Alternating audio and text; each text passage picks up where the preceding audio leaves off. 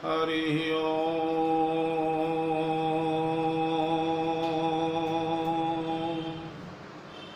श्रीमन्महागणाधिपतये नमः। श्रीराम शरणं मम। श्रीगुरुवे नमः। श्रीसरस्वत्यै नमः। श्रीमातृपितृचरणकमलेभ्यो नमः।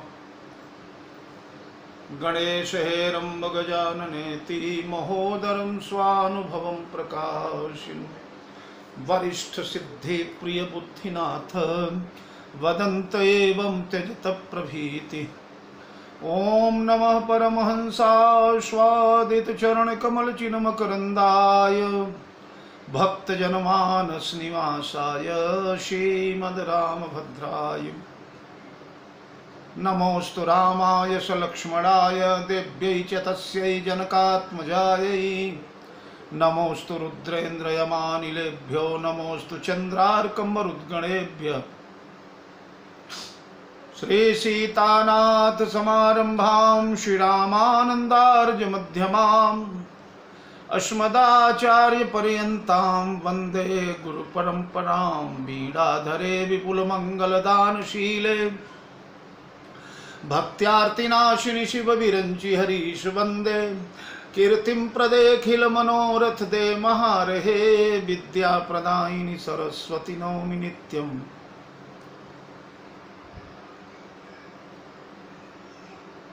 मनोजवं मारुततुल्यवेगं जितेन्द्रियं बुद्धिमतां वरिष्ठं वातात्मजं वानरयूथमुख्यं श्रीरामदूतं शरणं प्रपद्ये। प्रभु समरथ सर्वज्ञ शिव सकल कला गुणधाम योग ज्ञान वैराग्य निधि प्रणत कल्प तरुणाम। अपने अपने घरन की सब काहू को पीर तुम ही पीर सब घरन की धन्य धन्य रघुवीर। खल दल बन दावाय अनल राम श्याम घन मोर रोम रोम में वज्र बल जय केसरी किशोर। जय कविता के गगन दिवाकर ज्ञान भक्ति के विमल प्रकाश पारिजात के पुष्पयाप हो। जय गोस्वामी तुलसीदास श्री गुरु चरण सरोज रज निज मन मुकुर सुधारि। बरनौ रघुवर विमल जस जो दायक फलचारि। सियावर रामचंद्र की जय। श्री हनुमान जी महाराज की जय। प्रिय राम कथा रस रसिक महानुभावजन भक्तिमयी वात्सल्यमयी यार देवियों, आइए श्री भरत चरित्र का यह जो कथा पर्व चल रहा है, हमें भी अवसर मिला हुआ है हृदय से विस्तार पूर्वक श्री भरत जी का गुणानुवाद गाने के लिए। और आपको भी इस लॉकडाउन के कारण अब तो फ्री हो गया, शायद आप लोग व्यस्त भी हो गए होंगे, तो चलिए इस कथा को कभी भी देख सकते हैं आप, क्योंकि यूट्यूब पर सुलभ हो रही है, इसलिए कोई बंधन नहीं है। सबसे पहले तो सज्जनों, आप सभी लोगों को कल गंगा दशहरा हुआ। गंगा दशहरा की बधाई आप लोगों ने स्वीकार किया। भगवती गंगा पर मेरी रचना जो थी उसे बड़े श्रद्धा के साथ लोगों ने स्वीकार किया। ताल तरंगा गंगा की महिमा। कई लोगों का आग्रह था, क्योंकि जब मैंने यमुनाष्टकम लिखा तो यमुनाष्टकम के बाद कई लोगों को आग्रह था, कई लोगों का, कि गुरुजी गंगा जी पर कुछ लिखा जाए। और कल गंगा दशहरा के पर्व पर लिखा गया। बहुत स्वीकार किया लोगों ने, बहुत आशीर्वाद मिला विद्वानों का उस पर। आज एकादशी है मित्रों, तो सबसे पहले तो आप सभी लोगों को निर्जला एकादशी की बहुत बहुत शुभकामना मैं प्रदान करता हूं। मित्रों, ये एकादशी हमारे यहाँ आर्यावर्त का, भारतवर्ष का, सनातन धर्म का सबसे बड़ा पर्व है। इससे बड़ा कोई व्रत कलयुग में है ही नहीं। गीता गंगा तथा विष्णु कपिला स्वस्थ सेवनम एकादशी व्रतम चैव सप्तम न कलौ जुगे। गीता गंगा तथा विष्णु, शास्त्रों में गीता, नदियों में गंगा, देवताओं में विष्णु। विष्णु यानी भगवान नारायण, राम, कृष्ण, नरसिंह, वामन, ये सारे अवतार। तो विष्णु कपिला स्वस्थ सेवन, जीवधारियों में, प्राणियों में कपिला गौ, और वृक्षों में अस्वस्थ यानी पीपल, पीपल का वृक्ष। और एकादशी व्रतम चैव सप्तम न कलौ जुगे। व्रतों में एकादशी का व्रत, एकादशी व्रत से बड़ा कोई व्रत नहीं है। ये लोग सोमवार, मंगल, बुध, गुरु, शुक्र, शनि, एक टाइम भोजन करना, एक टाइम डट के, और एक बार न करना, ठीक है, सब अच्छे हैं। पर एकादशी, लोग कहते हैं हाथी के पांव के नीचे सबका पांव। तो एकादशी व्रतम चैव तुलसी पोषणम तथा, भगवती तुलसी का पूजन, श्रीमद् भागवत महापुराण की कथा, एकादशी जी का व्रत, ये कलयुग के मुक्ति के सोपान। स्कंद पुराण में तो यहां तक कहा गया कि एकादशी के दिन अन्न खाने वाला निश्चित ही नरकगामी होता है। रवीन्द्रग्रासे हरिजन्म काले कन्या प्रदाने द्विजभोजने च प्राण प्रयाणे हरिवासरे च यदन्न भोजी नरकम प्रयाति। रवि इंदुग्रासे, रवि इंदुग्रासे, रवि सूर्य नारायण, इंदु चंद्र देवता। सूर्य और चंद्रमा पर जब ग्रहण आता है, ग्रहण का सूतक जब लगता है, तो उस समय हरिजन्म काले, जिस दिन भगवान का प्रादुर्भाव होता है, जन्माष्टमी है, रामनवमी है, शिवरात्रि है, हरिजन्म काले कन्या प्रदाने, और जिस दिन कन्यादान होता है। हमारे यहां उत्तर भारत में अभी भी हम लोग कन्यादान के दिन, जब तक कन्यादान नहीं कर लेते तब तक पानी नहीं पीता, पानी नहीं पीता। इतना बड़ा व्रत है वो। और द्विज भोजने च, घर में अगर ब्रह्म भोज हो रहा, ब्राह्मण और ऋषियों का भोजन, द्विज भोजने च प्राण प्रयाणे, तो जब तक ब्राह्मण ऋषि भोजन न कर लें, संत महात्मा, तब तक भोजन नहीं करना चाहिए। और प्राण प्रयाणे, जिस दिन परिवार में, कुल में, कुटुंब में किसी का उत्सर्ग हो गया हो, किसी की मृत्यु हो गई हो, जब तक दाह संस्कार नहीं हुआ है उसका, तो प्राण प्रयाणे हरिवासरे च। और हरिवासर, हरिवासर माने एकादशी। ये एकादशी भगवान का व्रत है। भगवान इस दिन व्रत करते हैं भला। केवल जगन्नाथपुरी ही एक ऐसा महातीर्थ है जहां एकादशी नहीं। लोग जगन्नाथ जी के मंदिर के पिछवाड़े देखिए तो एक छोटे से झरोखे में, एक छोटे से आले में एकादशी महारानी उल्टी लटकी हुई है। तो जगन्नाथपुरी में मात्र एकादशी का व्रत नहीं किया जाता। पर जो वैष्णव लोग हैं वो तो वहां जाने के बाद भी, एक बार कथा आती है, भगवान वल्लभाचार्य, पुष्टि मार्ग संप्रदाय के प्रवर्तक वल्लभाचार्य भगवान, जिन्होंने एकादशी व्रत का बहुत बड़ा प्रचार किया संसार में, वो वल्लभाचार्य जी महाराज जगन्नाथपुरी गए। जगन्नाथपुरी गए तो संयोग से उसी दिन एकादशी का व्रत था। सायंकाल मंदिर में कीर्तन हो रहा था, ये भी कीर्तन में चले गए। कीर्तन के बाद प्रसाद वितरण किया गया, चावल का प्रसाद। जगन्नाथ के भात को जगत पसारे हाथ, इन्होंने भी हाथ पसारा, पसारना ही था, क्योंकि ये भी वर्णन है कि जो जगन्नाथ भगवान के प्रसाद का तिरस्कार कर देता है उसे नरक होता है। एकादशी को अन्न खाने वाले को भी नरक होता है और जगन्नाथ का प्रसाद त्यागने वाले को भी नरक होता है। अब तो बड़े भ्रम में पड़े। प्रसाद का तिरस्कार करें कि एकादशी का तिरस्कार करें? दोनों तरफ इधर कुआं है, इधर खाई। धन्य हो भगवान वल्लभाचार्य। वल्लभाचार्य ने ले लिया हाथ में प्रसाद भगवान जगन्नाथ का, और प्रसाद लेकर के रात भर खड़े होकर के कीर्तन करते रहे, रात भर कीर्तन करते रहे। एकादशी खत्म हुई, द्वादशी लग गई, प्रातः काल हुआ, भगवान का प्रसाद ग्रहण किया। और इस प्रकार जगन्नाथ जी के प्रसाद की भी महिमा रह गई, एकादशी जी की भी महिमा रह गई।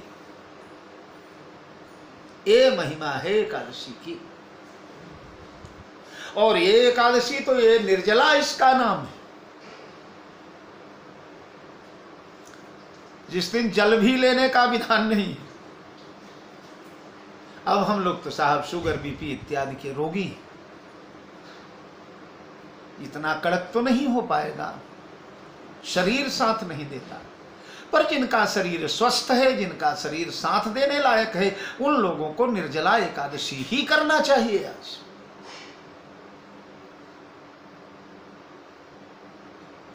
इसका नाम पंचांगों में एक और है, भीमसेनी एकादशी। एक बार एक साहब ने हमसे कहा, गुरुजी कहां भीमसेनी और कहां एकादशी?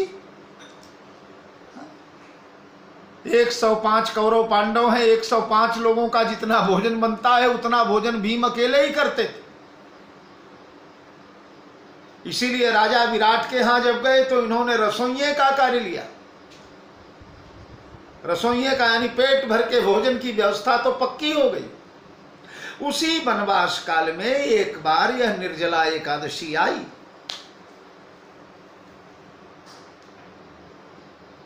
गंगा जी के किनारे किसी वन में निवास था पांडवों का, माता कुंती का, देवी द्रौपदी का। कुंती का निर्देश था 5 पुत्रों के लिए, खबरदार एकादशी के दिन कोई अन्न नहीं ग्रहण करेगा। 4 लोग तो बड़ी श्रद्धा के साथ एकादशी कर लेते थे, पर भीम को बहुत भारी पड़ती थी। अब आज तो निर्जलाई आ गई। अन्य एकादशियों को तो एक बार जलपान का नियम है, असकृत जलपाना नाम सकृत तांबूल भक्षणम। असकृत जलपाना नाम, अगर 2 बार जलपान कर लिया गया और सकृत तांबूल भक्षणम, एक बार तांबूल भक्षण कर लिया गया, और दिवा निद्रा च मैथुनम, इन सारे कार्यों की ओर प्रवृत्त होने पर एकादशी नष्ट हो जाती है, व्रत भंग हो जाता है। तो इस एकादशी को कुंती मैया ने किसी पांडव को पानी नहीं पीने दिया। रात कैसे भी बीती, तारे गिन गिन कर भीमसेन ने रात्रि व्यतीत किया।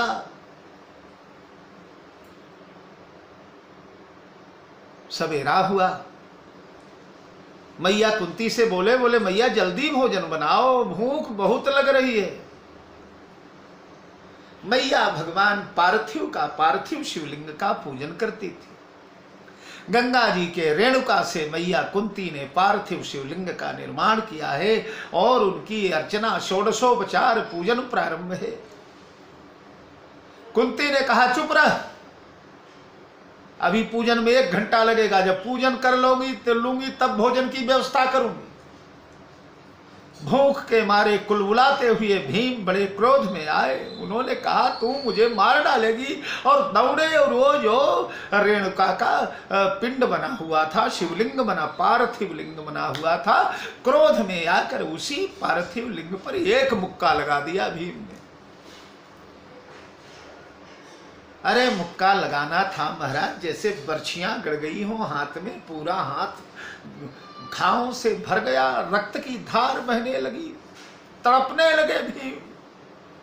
वहां ये क्या हो गया, मैंने तो बालू पर मारा था, बड़े बड़े पत्थरों पर मुष्टिका प्रहार किया, पर्वतों पर मुष्टिका प्रहार किया, लौखंडों पर किया, बड़े बड़े लौखंड तोड़ दिए मैंने, लेकिन ये बालू मेरे पूरे हाथ को फाड़ दिया। पूरे हाथ में भयंकर पीड़ा, रक्तस्राव हो रहा है।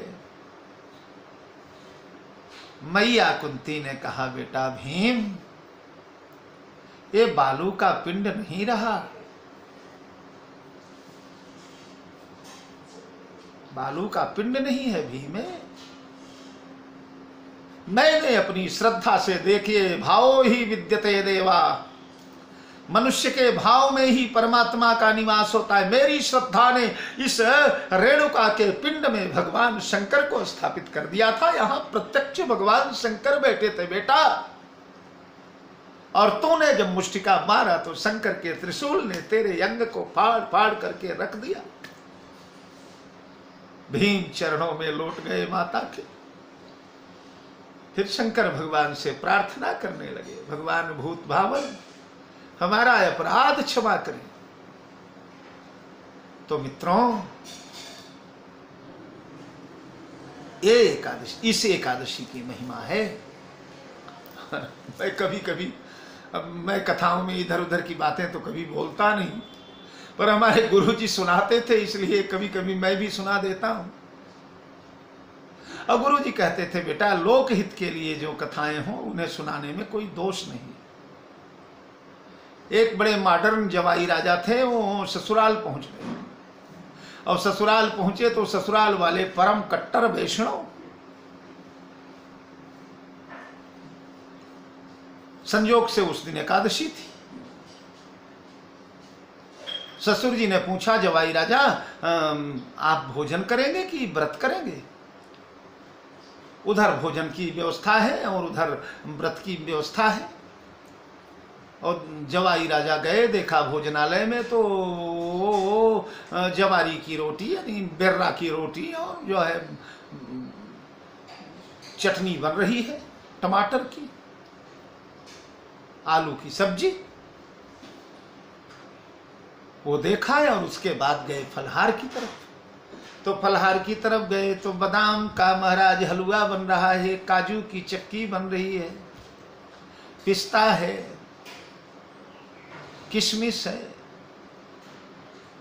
सिंघाड़े का हलवा, कुट्टू की पूड़ियाँ, साबूदाने का खीर, सेब, संतरा, मुनक्का, किशमिश, केला, आम, फलों का ढेर लगा हुआ है, दुनिया भर के देसी घी का प्रसाद बन रहा है। और उधर आलू की भाजी और बिर्रा की रोटी, बिर्रा यानी गेहूं चना मिला करके।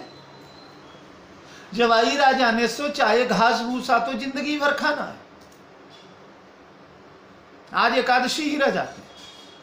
ससुर जी ने कहा, बोलो जवाई राजा क्या है आपका निर्णय? उन्होंने कहा, पिताजी हमारी तो दादी जी जब मैं छोटा सा था तब से लगातार एकादशी करवा रही, बस धड़ाधड़ एकादशी ही करता जा रहा हूं। अच्छा तो ठीक है, करो बेटा, बहुत अच्छी बात है। और एकादशी प्रारंभ हो गई। सवेरे सवेरे 1 गिलास दूध आया, उसके बाद शरबत आया, 9 बजे स्वल्पोपहार, हमारे यहाँ महाराष्ट्र में स्वल्पोपहार एक होता है, यानी थोड़ा मोड़ा फलहार, स्वल्पोपहार हुआ। उसके बाद 12 बजे डट के फलाहार हुआ, 2 बजे नींबू का शरबत आ गया, 3 बजे दोपहर वाली चाय आ गई, 4 बजे फिर स्वल्पोपहार आ गया, 5 बजे खस का शरबत आ गया, 8 बजे फलाहार हुआ, फिर 10 बजे रात को लंबी पंजाबी गिलास में दूध भर करके आया, केसर डाल करके। आनंद आ गया जवाई राजा को। सवेरे महाराज एकादशी व्रत छोड़ना था, तो व्रत का पारण तो आप जानते हैं, व्रत का पारण तो बढ़िया सुंदर पदार्थों से होता है। नाना प्रकार के पदार्थ बनाए गए, जवाई राजा ने डट के भोजन किया, आनंद आ गया। लेकिन एक गड़बड़ हो गई। क्या? बोले जवाई राजा की आदत बिगड़ गई। कैसे? बोले जब जब एकादशी का व्रत आवे, बस जवाई राजा अटैची उठावे और ससुराल पहुंच जावे। 2 एकादशी, 5 एकादशी, 10 एकादशी, 20 एकादशी, साल पूरा होने को आया महाराज 23वीं एकादशी, यही वाली निर्जला एकादशी आई। जवाई राजा को क्या मालूम कि एकादशी, निर्जला एकादशी किस चिड़िया का नाम है। वो तो पुरानी लपक में आ गए ससुराल। ससुर जी ने पूछा बेटा आज उपवास करेंगे कि भोजन करेंगे? अरे उन्होंने कहा ससुर जी आप साल भर देखते चले आ रहे हैं, अबाध गति से एकादशी में करता चला आ रहा हूं, ये कोई पूछने का तरीका है? एकादशी के दिन मैं अन्न ग्रहण करूंगा। ससुर जी तो जानते थे कि ये बस एकादशी के फलाहार के लोभ में आता है। मन ही मन मुस्कुराए, भगवान तुम्हारा भला करे बेटा। 8 बज गए महाराज दूध नहीं आया, 9 बज गए स्वल्पोपहार नहीं हुआ, 10 बज गए ठंडई नहीं आई, 12 बज गए फलाहार नहीं आया, 2 बजे नींबू वाला शरबत गायब, 4 बजे स्वल्पोपहार गायब, 5 बजे खस का शरबत गायब, 8 बजे फलाहार गायब, रात को लंबी गिलास वाला दूध गायब। अरे महाराज पेट में तो चूहे धमा चौकड़ी मचा रहे हैं, चलता है तो लगता है झम से गिर पड़ेगा, आंखों के सामने लाल नीले पीले पता नहीं क्या क्या बबूले दिखते हैं। लेटा रात को तो भूखे आदमी को नींद आती है क्या? पेट दबा दबा कर करवट बदल बदल कर, हे भगवान भई जुग सरिस सिराती न राती, निमिष निमिष करुणा निधि जाई कल्प संबीत। और इस परिस्थिति में कैसे भी उसने रात बिताया। सवेरे भोर में पड़ोस में एक किसी बेटी की विदाई हो रही थी। तो हमारे यहाँ जब बेटियों की विदाई होती है तो रोने धोने का प्रोग्राम बड़ा जबरदस्त होता है। बेटी रो रही, उसकी मैया रो रही, उसकी भाई भाभी रो रही, काकी रो रही, ताई रो रही, अड़ेसर रो रही, पड़ोसन रो रही, मामी रो रही, मौसी रो रही, पिताजी रो रहे, भैया रो रहे, काका रो रहे। मनहु करुण रस कटकई उतरी नगर बजाई।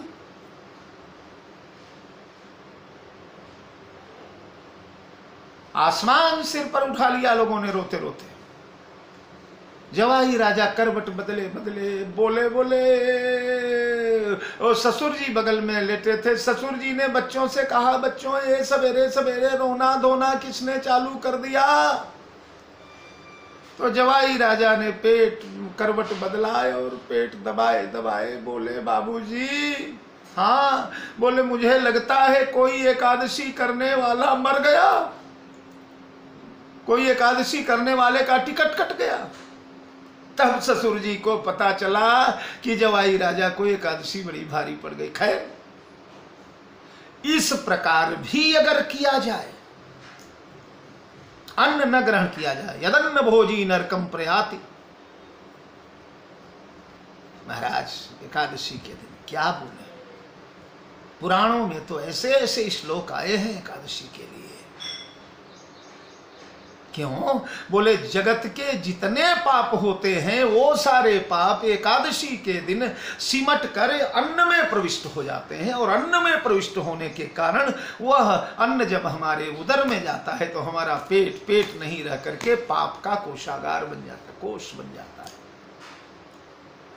खजाना बन जाता है पाप का। इसलिए राजा अम्बरीश के राज में तो ऐसी व्यवस्था थी महाराज कि जेहि दिन एकादशी व्रत आवे और तेहि दिन बालक क्षीर न पावे। छोटे छोटे दुधमुहे बच्चों को उस दिन दूध नहीं पिलाया जाता था। एकादशी का पालन होता था। तब भगवान ने राजा अम्बरीशी के सुरक्षा के लिए अपना चक्र भेज दिया। दुर्वासा ऋषि को भागते भागते 1 वर्ष बीत गया। 1 वर्ष दौड़ते दौड़ते भगवान ने सोचा, देखिए राजा एकादशी थे, द्वादशी प्रधान पारण करना था। उसी समय दुर्वासा जी आ गए। राजा मुझे भोजन करना है। राजा ने कहा गुरुदेव प्रसाद तैयार है, जल्दी से आप विराजें। उन्होंने कहा ना अभी मुझे स्नान करना है, और यमुना में स्नान करने चले गए।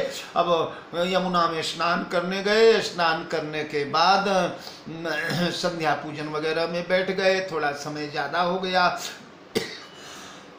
राजा पारण द्वादशी प्रधान करते थे। द्वादशी प्रधान एकादशी का पारण होना चाहिए।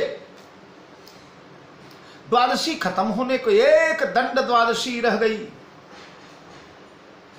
परेशान राजा, महात्मा आए नहीं और एक संत को निमंत्रण देकर मैं पारण कैसे करूं, मैं भोजन कैसे करूं। मैंने तभी बताया था ना, प्राण प्रयाणे द्विज भोजने च यदन्न भोजी नरकम प्रयाति। कैसे भोजन कर। वशिष्ठ जी आए। वशिष्ठ ने कहा अरे राजन, शालिग्राम भगवान का चरणामृत है ना, वो चरणामृत ग्रहण कर लो। भगवान का चरणामृत खाद्य भी है, पेय भी है, वो आपका पारण का हिसाब पूरा कर देगा। और राजा ने कटोरे में चरणामृत भरा हुआ था, उठाया है, उठा करके और ग्रहण करने लगे। उसी समय महाराज दुर्वासा का आगमन हो गया। पात्र से जल पीते हुए देखा, उन्हें भ्रांति हो गई। उन्होंने सोचा इस राजा ने भोजन कर लिया, भोजन के बाद जल पी रहा है। बड़े क्रुद्ध हुए और उन्होंने महाराज अपने सिर का एक केश तोड़ा और केश तोड़ करके पटक दिया धरती पर। उसी में से कृत्या नाम की राक्षसी प्रकट हुई। कृत्या, बड़े बड़े नाखून, बड़ी बड़ी लटें, खून टपटपाती हुई, बड़े बड़े दांत, भयंकर आकार, राजा को खाने दौड़ी है। राजा तो भगवान के चरणों,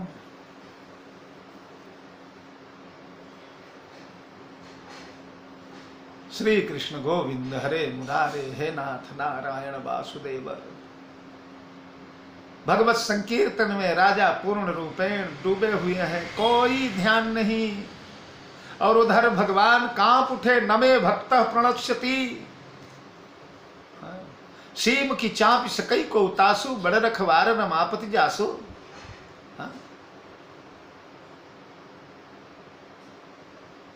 भगवान नारायण ने सोचा अगर राजा अम्बरीश का बाल बांका हो गया, आज राजा का कुछ अमंगल हो गया, आज राजा का कुछ यही तो हो गया, तो भविष्य में लोग मेरा नाम लेना बंद कर देंगे, एकादशी व्रत बंद कर देंगे, और ये संसार वाले कहेंगे कि क्या फायदा, राजा अम्बरीश ने किया था, अकाल मौत मारे गए, धर्म करने से क्या फायदा, भविष्य में मेरा नाम लेना बंद कर देंगे लोग। भगवान ने सुदर्शन चक्र को फेंका है और सुदर्शन चक्र दौड़े हैं फरफराते हुए।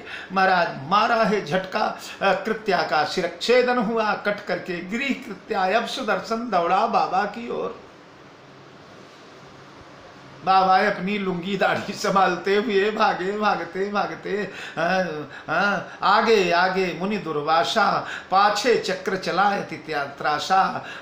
ब्रह्मलोक लगी मुनिवर आए, तहु मुनि शरण नहीं पाए, इंद्रलोक जमलोक सिधाए, भागे पुनि कैलाश ही आए। समस्त लोकों में भागते भागते भागते भागते बस 2 अंगुल के नीचे फरफराता हुआ चक्र दौड़ता चला जा रहा है। हालत खराब। 1 वर्ष का काल बीत गया मित्रों।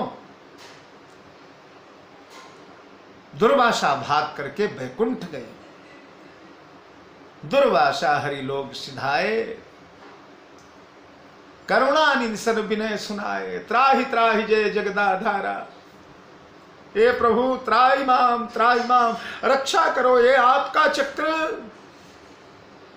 काटन चाहत चक्र तुम्हारा, इससे रक्षा करो।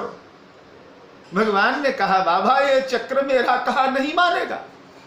क्यों? भगवान ने कहा बाबा बात ऐसी है कि ये चक्र मेरा कहना तब तक मानता है जब तक मेरे अंगुलियों में रहता है, और मेरी उंगली से निकल जाने के बाद मेरा नहीं रह जाता, तब ये उसका हो जाता है जिसके लिए निकला है।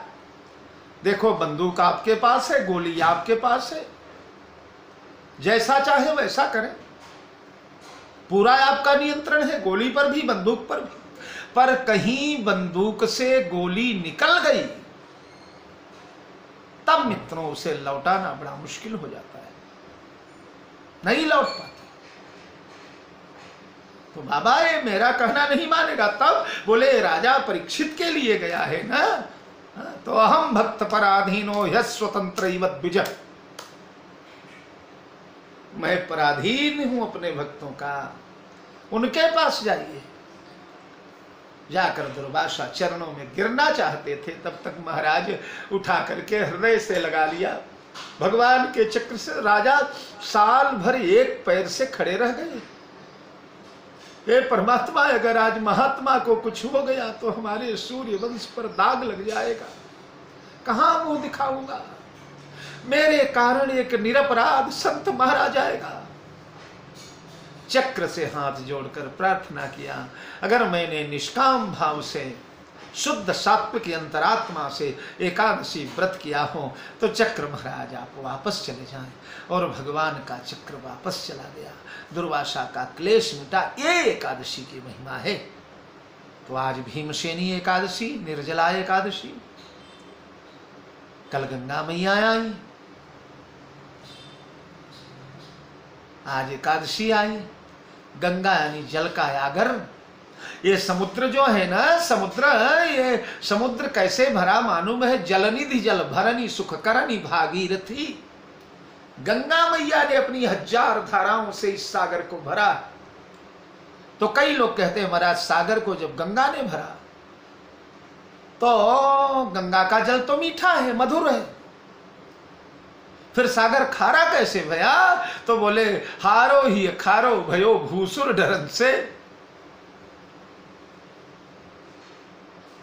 सागर को अगस्त मुनि ने सोख लिया था 3 आचमन में, और तब गंगा जी ने भरा। तो भरा तो मीठा जल भरा गया, तो खारा कैसे हुआ? तो बोले इसलिए कि हारो ही खारो भयो भूसुर डरन से। सागर ब्राह्मण के डर से खारा हो गया कि अगर वह इसी प्रकार मीठा रहा तो फिर कोई अगस्त आएगा और मुझे 3 आचमन में जैसी आराम कर जाएगा। तो एकादशी की आप लोगों की बहुत बहुत बधाई। 2 दिनों से आधा आधा समय कटता चला जा रहा है। बस आ जाइए, जब कल के बाद बिल्कुल प्रारंभ से ही अबाध गति से भैया भरत की चर्चा होगी। आइए तत्काल चले विषय की ओर। राम कथा राम सखा कर दीने लागू, चलत देह धरि जनु अनुरागू। नहीं पद त्राण शीस नहीं छाया, नेम प्रेम व्रत धर्म अमाया। लखन राम सिय पंथ कहानी, पूछत सखहि कहत मृदुबानी।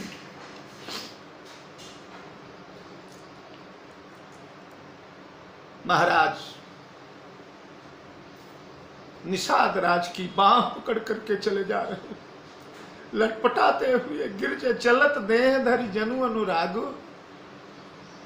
अनुराग वो तब प्रोत है, वाग गदगदा द्रवते यस्य चित्तम। वाणी गदगद है, चित्र दमित है, आंखों में कुछ दिखता नहीं। गंगा जमुना की धारा झरझर झरझर, कहाँ देखे, कहाँ अड़ुक के गिर पड़े, कहाँ पत्थर लगे। नीचे दृष्टि हो तब न, दृष्टि में तो भरे हुए हैं श्री सीताराम लक्ष्मण। चित्त तो चित्रकूट में लगा हुआ है, तो फिर पंथ में ध्यान किसका? सखा निषाद राज पकड़ कर ले जा रहे। राम लखन सी पंथ कहानी। भैया इसी मार्ग से गए थे हमारे भैया राम। हाँ हाँ भैया इसी मार्ग से। तो कैसा क्या क्या हुआ था? निषाद राज वो सारी कहानी सुनाते हैं। यहाँ इस वृक्ष के नीचे बैठे थे, यहाँ जलपान किया था, यहाँ प्यासे हो गए थे, लक्ष्मण दौड़ करके जल लाए थे। यहाँ किशोरी जी ने ठाकुर जी का चरण पखारा था, चरण धोए थे। यहाँ के गांव वालों ने प्रभु को रोक लिया था। पूछत सखई और कहत मृदुबानी। कहत मृदुबानी ये निषाद राज मृदुबानी में वो कह रहा है, या पूछते भी हैं निषाद से ही, कहते भी निषाद को ही। यहाँ हमारे प्रभु रुके थे तो ऐसा हुआ होगा, ऐसा हुआ होगा। बस चले जा रहे हैं। राम बास थल बिटक बिलो के, उर अनुराग रहत नहीं रोके।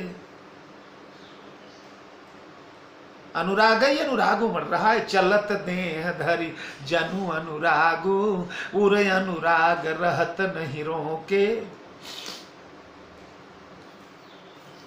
महाराज बाढ़ आ रही है अनुराग की।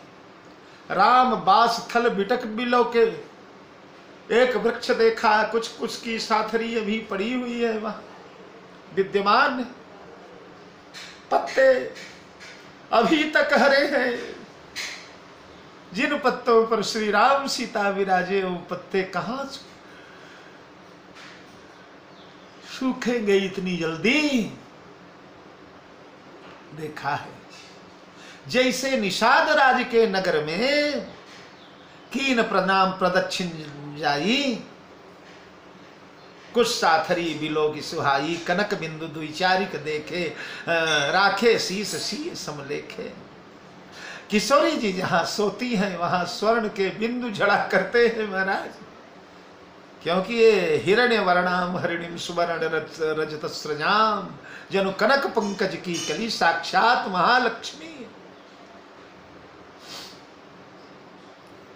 तो उस स्थान को देखते हैं, उस स्थल को बिलोकते हैं, उसकी परिक्रमा करते हैं, उस चरण रज को वहां देखिए, जहां जहां प्रभु के चरण पड़ते हैं वो चरण रज धरती जल्दी मिटाती नहीं, उठा उठा करके हृदय से लगाते हैं, वृक्ष से लिपट जाते हैं, वृक्ष को हाथ जोड़कर कहते हैं भैया बड़े भाग्यशाली है न, जेहि तरु तर प्रभु बैठे जाई, करई कलप तरु तासु बढ़ाई। निरखि राम पद पदुम परागा, मानति भूमि भूरि निज भागा। जिस वृक्ष के नीचे ठाकुर जी बैठते हैं, कल्प वृक्ष उसके भाग्य पर ईर्ष्या करता है। तो बिटक बिलो के, पूरे अनुराग रहत नहीं रोके। हृदय मानो बह जाएगा रस बन करके। यह दशा देखकर, यह प्रेम का ज्वार देख करके, प्रेम की सुनामी देख कर, देख दशासुर बरसहि फूला, पुष्प वृष्टि करने लगे देवता।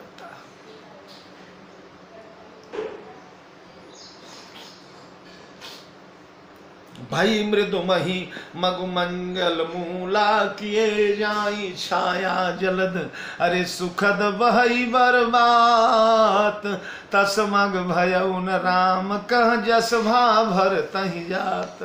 ये दोहा तो कल भी बोल चुके थे, पर क्या करें, एक आध चौपाइयां जो शेष रह जाती हैं, याद आ जाती हैं तो हाथ पकड़ लेती हैं, मुझे बोल करके निकल। यद्यपि मैं कोशिश करूंगा सज्जनों की ये मार्ग की कथा बड़े संक्षेप में कर दूं और चित्रकूट पहुंचाऊं जल्दी जल्दी भैया भरतलाल। मुझसे भी अब रहा नहीं जा रहा, आपसे भी नहीं रहा जा रहा होगा। आप सोच रहे होंगे कि भरत जी को कितनी देर भगवान से बिलग रखेंगे पंडित जी, पर क्या करें, चरित्र ही ऐसा है। और भागवत की कथा भगवत कथा से ज्यादा प्रधान होती। भरत जी भागवत हैं, धरे दे जनु राम सनेभु प्रेमावतार हैं। तो उस वृक्ष से आगे बढ़े, जंगल है, जंगली रास्ता है।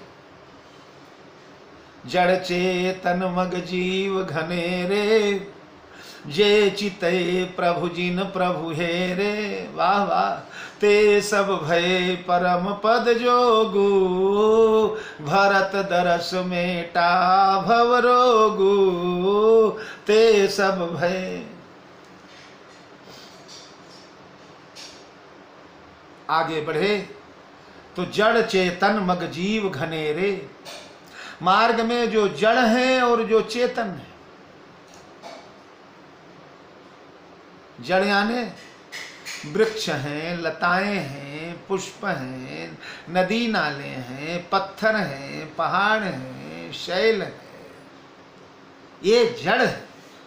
और चेतन, पशु पक्षी हैं, मृग हैं, मयूर हैं, नर नारी हैं। अब देखिए, जड़ ते चेतन मग जीव घनेरे, जे चितये प्रभु जिन प्रभु हो। जो जड़ हैं उन्हें जे चितये प्रभु, उन्हें प्रभु ने देखा था। जड़ों को भगवान ने देखा था, क्योंकि जड़ों के पास आंख नहीं है, वाणी नहीं है, तो जड़ जो है उन्हें भगवान देखते हैं। और चेतन जो है उन्होंने भगवान को देखा है।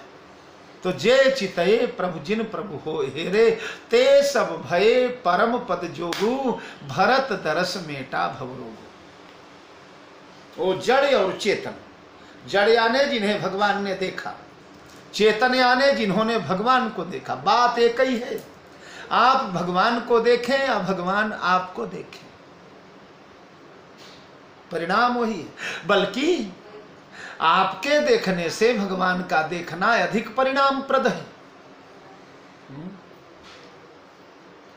आपने देखा तो पर आपकी भरोसा, आंखों का क्या भरोसा। इन्हीं आंखों में जगत के तमाम दोष भरे हुए हैं, इसलिए भगवान को देखकर भी हम नहीं देख पाते। पर जिसे एक बार भगवान देख लेते हैं, एक बार करुणा निधान मोहि हेरिए, एक बार भगवान जी से वो कथा आती है ना, सूरदास जी जन्माष्टमी का महामहोत्सव है, बिहारी जी के मंदिर में लोगों का महाराज भीड़ लगी हुई है, जन्मेदिनी भरी है बिहारी जी के प्रांगण में। सूरदास जी भी अपनी लकड़ी लेकर उसी लाइन में खड़े। एकाएक उस समय बिजली पंखा तो था नहीं, भादों का महीना, प्रचंड उमस, गर्मी के मारे सब तराबोर हो गए, पसीने पसीने। एकाएक कुछ युवकों का धक्का लगाए और सूरदास जी जमीन पर गिर पड़े। जमीन पर गिरे तो 2-4 युवकों ने कहा, बाबा तू काहे को धक्का खा रहा है, अरे जा कुटिया में भजन कर। क्यों भैया? अरे बाबा हम लोग तो बिहारी जी का दर्शन करेंगे, तुम क्यों धक्का खा रहे हो? सूरदास ने कहा, भैया तुम इसलिए धक्का खा रहे हो कि तुम बिहारी जी का भजन करोगे, लेकिन मैं इसलिए धक्का खा रहा हूं कि एक बार बिहारी, तुम लोग इसलिए धक्का खा रहे हो कि तुम बिहारी जी का दर्शन करोगे, और मैं इसलिए खा रहा हूं कि एक बार बिहारी जी मेरा दर्शन कर ले, कि मेरा सूरदास भी लाइन में लगा हुआ था, मेरा सूरदास भी आया था दरवाजे पर। तो पहले जड़ का नाम लिया गया क्योंकि जड़ को भगवान ने देखा था, बाद में चेतन का नाम लिया गया क्योंकि चेतन ने भगवान को देखा था। देखा दोनों तरफ से गया, चेतनों ने भगवान को, भगवान ने जड़ों को। पर भगवान ने जब जड़ों को देखा तो जड़ चैतन्य से भी ज्यादा भाग्यशाली हो गए। जहां भगवान की दृष्टि पड़ जाए, जिन चितये प्रभु, और जिन प्रभु है रे, जिन्हें भगवान ने देख लिया या जिन्होंने भगवान को देख लिया, ते सब भय परम पद जोगु। ये भगवान के दर्शन का फल है। मम दर्शन फल परम अनुपा, जीव पाव निज सहज स्वरूपा, मोर दरस अमोघ जग माही। जो मुझे देख लेता है वो जीव पाव निज सहज स्वरूपा, अपने स्वस्वरूप में पहुंच जाता है जीवन, जो मुझे देख लेता है। और जिसे मैं देख लेता हूं वो भी परम पद का अधिकारी, स्वस्वरूप को वो भी, वो जो चेतन कह जड़ करई, जड़ ही करई चैतन्य, अस समर्थ रघुबीर ही रघुनायक ही, भजई जीवते धन्य। ऐसा ही होता है। राम को देख करके चेतन लोग जड़ हो जाते हैं, चेतना शून्य हो जाते हैं, और जड़ चेतन हो जाते हैं। पत्थरों में पानी बरसने लगता है, वृक्ष झूमने लगते हैं, लताएं झूल झूल करके मानो भगवान को पंखा हिलने लगती हैं, पृथ्वी सकुचा करके कोमल हो जाती है, पाषाण के बड़ी बड़ी शिलाएं जही पाथर मार्ग पांव धरे रघुवीर, तो पंकज फूलत पाहन में। कमल के पुष्प पत्थरों के ऊपर खिलखिलाने लगते हैं, जड़ चेतन हो जाते, चेतन जड़ हो जाते, पर गति दोनों को एक ही मिलती है, परम पद के अधिकारी हो जाते हैं। तो राम के दर्शन ने, जिसे राम ने देखा या जिन्होंने राम को देखा, वो सब परम पद के अधिकारी हो चुके हैं। लेकिन भरत दर्श में टेउ भवरोगु,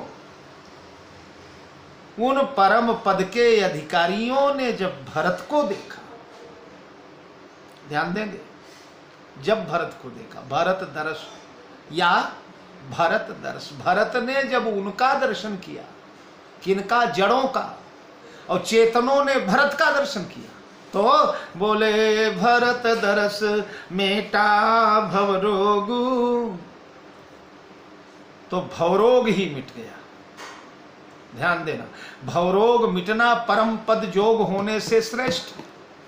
परम पद जोग का मतलब परम पद की योग्यता मिली है इन लोगों को, परम पद की लायक, परम पद नहीं मिला है अभी, परम पद तो शरीर त्यागने के बाद मिलेगा। मृत्यु को प्राप्त हो जाएंगे तब परम पद को जाएंगे, क्योंकि भगवान का दर्शन किया है, भगवान के दर्शन का परिणाम है, मुक्त हो जाएंगे सब। लेकिन जब भरत का दर्शन किया तो भरत दर्श मेटे भवरोग, भवरोग का मतलब भव माने संसार, रोग माने संसार के रोग, कामेश क्रोधरेश रजोगुण समुद्भव, काम क्रोध माद लोभ राग देश पाखंड ईर्ष्या, देश ईर्ष्या द्वेष असूया छिद्रान्वेषण, पिशुनता कठोरता, ये सारे भवरोग हैं। भरत का दर्शन करने से इससे मुक्त हो गए लोग। अच्छा, इससे अगर मुक्त हो गया लोग इससे अगर छूट गए तो जानते हैं परम पद के लिए मरना नहीं पड़ेगा उनको, जीते जी उनको परम पद प्राप्त हो गया। जानिए तब मन बिरुज गोसाई, मन तब बिरुज होता है, निरोगी होता है, जब समस्त जगत की समस्त वासनाएं कामनाएं जगत का आकर्षण सब समाप्त हो जाए, केवल उमा जे राम चरण रत निज विगत काम मद क्रोध, निज प्रभु में देखें जगत के हिसन करें विरोध, सर्वत्र यत्र तत्र सर्वत्र केवल भगवत दर्शन होने लगा, जैसे भरत को हो रहा है। क्योंकि भरत पारस होता है ना, भरत संत पारस होते हैं, और पारस का गुण ये है कि लोहे को तत्काल सोना बना देता है। पर ध्यान दीजिए, पारस तो लोहे को सोना बनाता है, लेकिन संत वो पारस है जो लोहे को सोना नहीं बल्कि पारस ही बना देता है।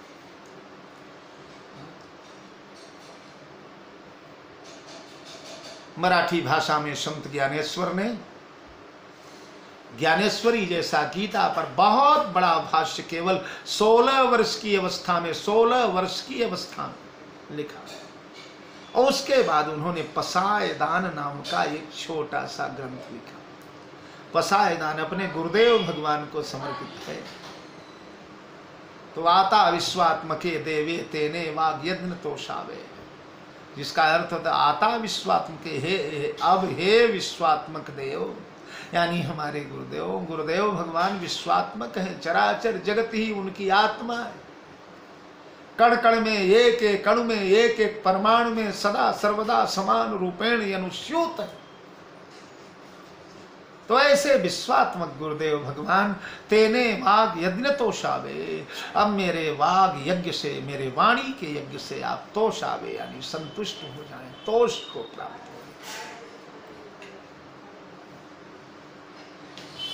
जे खड़ांची व्यंकटी सांडो तया सत्कर्मे रति बाढ़ो, बहुत बड़ा मराठी भाषा का बहुत उच्च कोटि का साहित्य है। याचना कर रहे हैं, मांग रहे हैं गुरुदेव भगवान से, जीवन के अंतिम काल में याचना हुई है। उनके गुरुदेव भगवान भी निवृत्तिनाथ जी उनके बड़े भाई ही थे, योगी राज निवृत्तिनाथ। तो जे खड़ांची व्यंकटी सांडू, जे संसार में खल लोग हैं उनका व्यंकटी यानी जो वक्रता है, टेढ़ापन है, जो दुराव है, जो कुबुद्धि है, उसे सुधार दो गुरुजी। अपने लिए नहीं मांगा। जे खलांची व्यंकटी सांडू तया सत्कर्मे रति बाढ़ो, सत्कर्म में उनका अनुराग जागृत कर दो। ये जो संसार के टेढ़े लोग हैं, संसार के भटके लोग हैं, संसार के भूले लोग हैं, वो सत्कर्म में उनकी रति जागृत कर दो। भूता परस्परे जड़ो मैत्र जीवांचे, जगत के जितने भूत हैं वो सब मैत्री भाव को प्राप्त हो जाए, एक दूसरे के हित चिंतन में लग जाए। चला कल्पतरुंचे आरव, चेतना चिंतामणि चे गांव, चला कल्पतरुचे आरव। ये सभी संत रूपी कल्प वृक्ष के छाया में पहुंच जाए। तो कल्प वृक्ष तो अपनी छाया में जगत के भोगों को दे सकता है, पर जगदीश देने में असंभव है। पर संत वो कल्प वृक्ष है जो जीव को जगदीश भी प्रदान करता है। मैथिल कोकिल विद्यापति ने कहा, माधव तोरी कति करौ बड़ाई, उपमा तो हरि करब हम काकर, करतौ बहुत लजाई।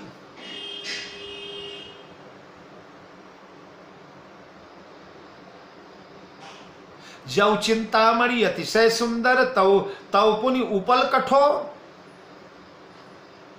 अगर आपकी उपमा चिंतामणि से दें तो चिंतामणि मन की इच्छाओं को, चिंतन को पूर्ण तो कर देती है, पर तौ पुनि उपल कठोर, कठोर पत्थर ही तो है।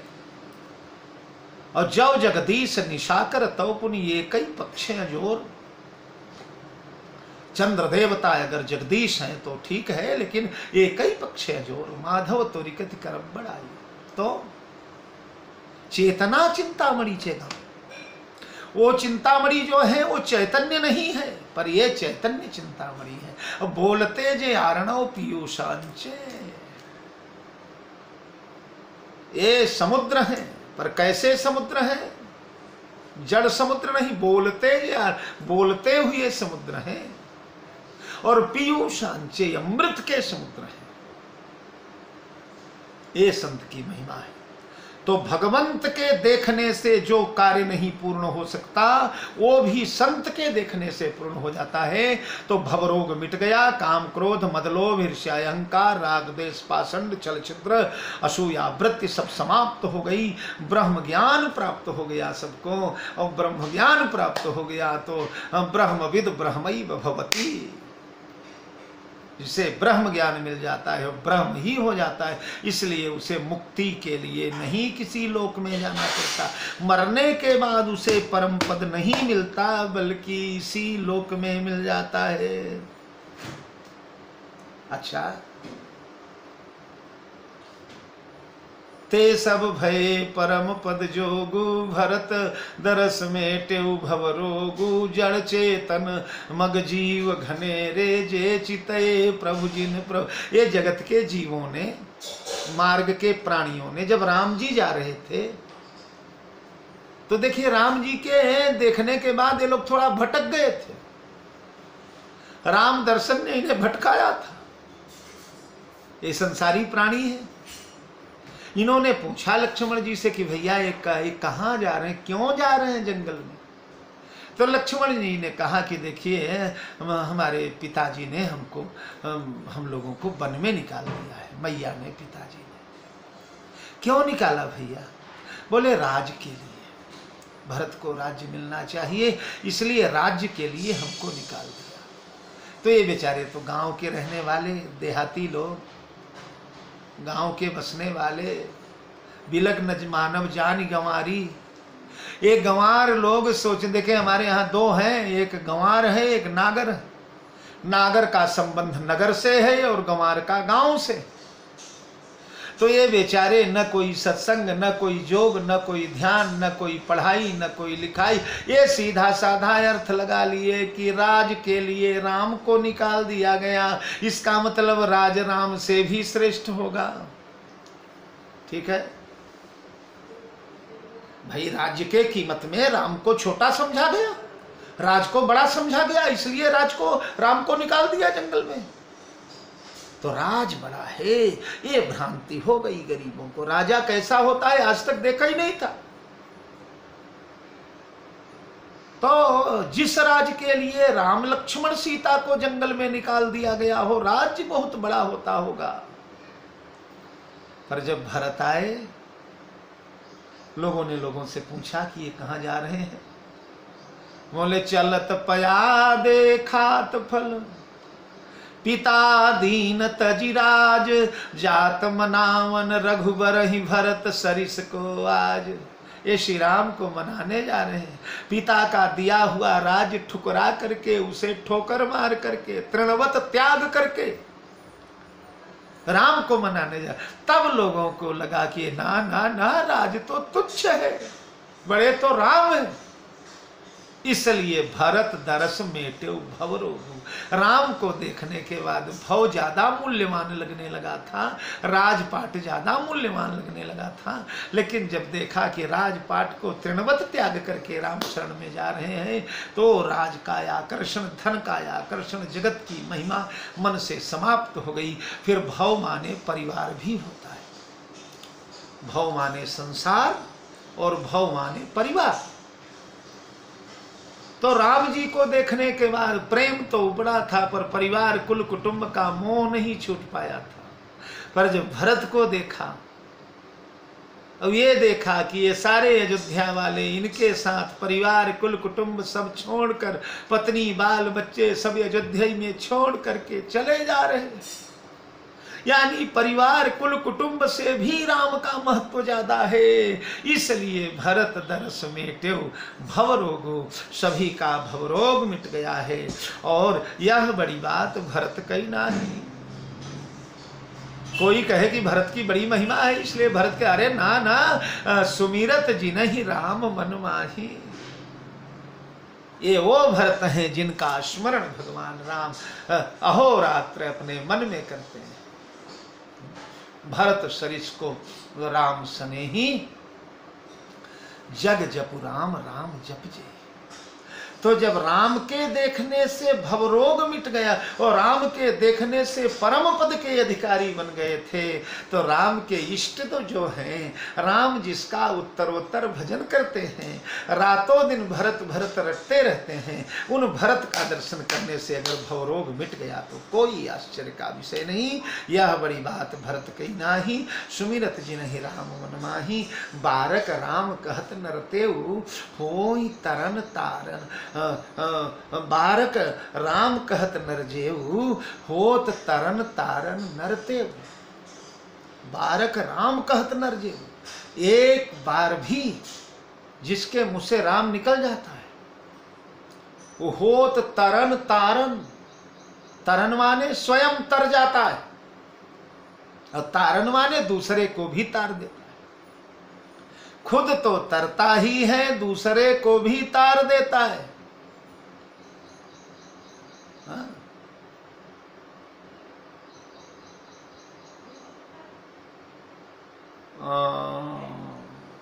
राम नाम जे नहीं जपे ते जग में बड़ नीच।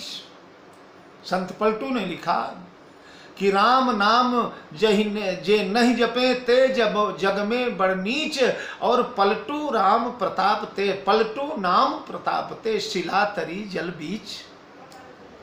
चमत्कार तो देखो, पत्थर की बड़ी बड़ी शिलाएं पानी में तैर रही हैं। समुद्र में सेतु बनाने लगे जिस समय वानर लोग, तो महाराज पर्वत शिखर नल को आदेश तो है, नल नील को, कि तिनके परस किए गिरभारे, तरिहै जलधि प्रताप तुम्हारे। ये हाथ से छू लेंगे तो पत्थर पानी में नहीं डूबेगा, पर नहीं डूबेगा ये आशीर्वाद है। ये आशीर्वाद नहीं है कि एक जगह स्थिर रहेगा। ये लोग डाल देते हैं समुद्र में पत्थर, तैरता तो है, पर ज्यों-ज्यों लहर आती है, लाट आती है समुद्र की, तो यहां से वहां उड़ करके चला जाता है।